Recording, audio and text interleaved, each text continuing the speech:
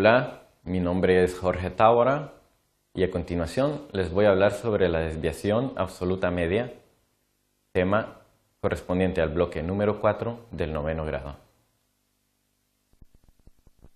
Los objetivos será conocer la importancia de las medidas de dispersión para clasificar colecciones de datos, calcular la desviación absoluta media de un conjunto de datos.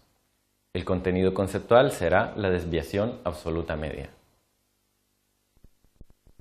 Conocimientos previos. Se requiere que sepan manejar y entender los conceptos de tablas de frecuencia, polígonos de frecuencia, media, mediana y rango. Llamamos dispersión de un conjunto de datos al grado en que los diferentes valores numéricos de estos tienden a extenderse alrededor de un valor medio utilizado. Este grado de dispersión se mide por medio de indicadores estadísticos llamados medidas de dispersión. La medida de dispersión que estudiaremos a continuación será la desviación absoluta media. Para eso utilizaremos un ejemplo que nos ayudará a entender mejor el concepto de desviación absoluta media. En este caso, en este ejemplo, se nos presenta una tabla de dos grupos de estudiantes, el grupo C y el grupo D, donde son dos grupos de 10 estudiantes y tenemos sus notas. Entonces, lo primero que haremos será construir una tabla de frecuencias y dibujar su respectivo polígono para entender mejor este concepto. Encontraremos lo que es la media, la mediana y el rango de cada uno de estos grupos.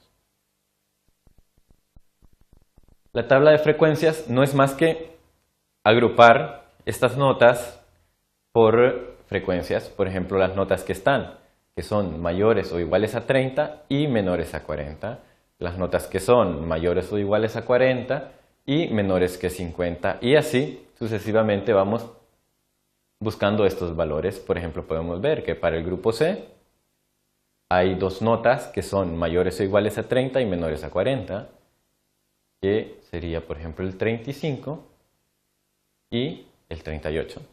Y así sucesivamente vamos a ir llenando estos datos.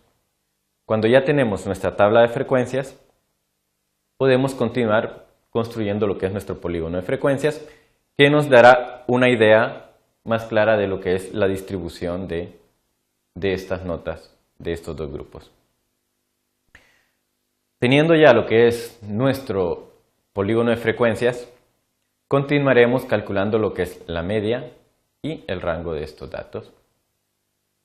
La media nos da que para el grupo C es 60 y para el grupo D también es 60. Y el rango igual. Tenemos un rango de 50 y de 50 para ambos grupos. ¿Cómo los calculamos? La media no es más que la suma aritmética de todos los valores entre el número de valores. En este caso serían la suma de todas las notas del grupo C entre el número de alumnos, lo que nos da una media de 60. Y el rango es el valor máximo menos el valor mínimo, y tenemos que la nota más alta para el grupo C fue de 85 y la nota más baja es de 35, lo que nos da un rango de 50. Para el grupo D lo mismo. Calculamos todas las notas, sumamos todas las notas de los estudiantes entre el número de estudiantes, lo que nos da una media de 60. Y el rango lo mismo, la nota más alta menos la nota más baja. Y obtenemos un rango que nos da 50. Como podemos observar, tenemos una media igual para ambos casos y un rango igual. Pero podemos observar, según el gráfico, que en el grupo D los datos están más concentrados alrededor de la media. Nuestra media es 60, o sea que es la nota media de todos los estudiantes, pero podemos ver que en el grupo C, que es la línea azul, las notas están más dispersas, o sea tenemos notas más bajas, notas más altas, mientras que para el grupo D hay notas que están más cerca de la media, o sea que hay notas más cerca a 60. ¿Qué pasa? Que nos interesa conocer en cuál de estos dos casos hay mayor dispersión. Entonces, para eso utilizaremos lo que es la desviación absoluta media. Y la forma de calcularlo es sumando los valores absolutos de todas las diferencias entre los datos y la media. ¿Por qué absolutos? Porque si lo hiciéramos normalmente, obtendríamos valores negativos que al final se nos compensarían con los valores positivos y nos daría igual a 0. Entonces no podríamos obtener un valor real, por lo que tenemos que usar siempre valor absoluto para que nos den valores positivos y podamos conocer lo que es la desviación absoluta media. Y esto lo dividiremos entre la cantidad total de los datos. Como vemos aquí, como lo hemos desarrollado, la suma de todas las notas, que sería 64 menos 60, que es nuestra media, en valor absoluto para obtener un valor positivo, más 76, que es la nota de otro alumno, menos la media, que es 60, siempre en valor positivo, y así sucesivamente. Como podemos ver, habrían valores como aquí, que la nota es de 38 menos 60 nos daría un valor negativo. Al final, si no usáramos el valor absoluto, nos daría igual a 0 porque se compensa. Por eso, entonces, siempre es importante utilizar lo que es el valor absoluto. Y esto, al final, lo dividimos entre el número de datos, para este caso, número de alumnos, lo que nos da un total de 162 entre 10 igual a 16.2.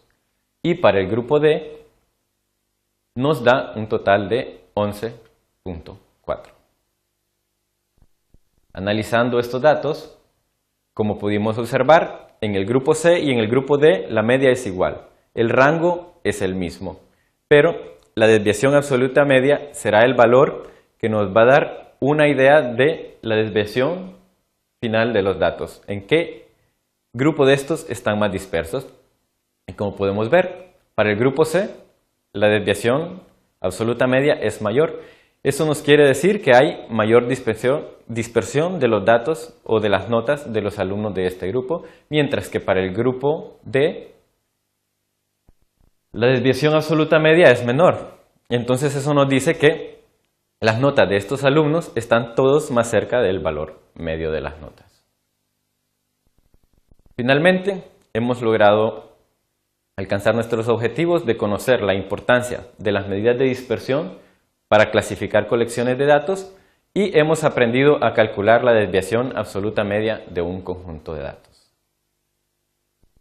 Muchas gracias.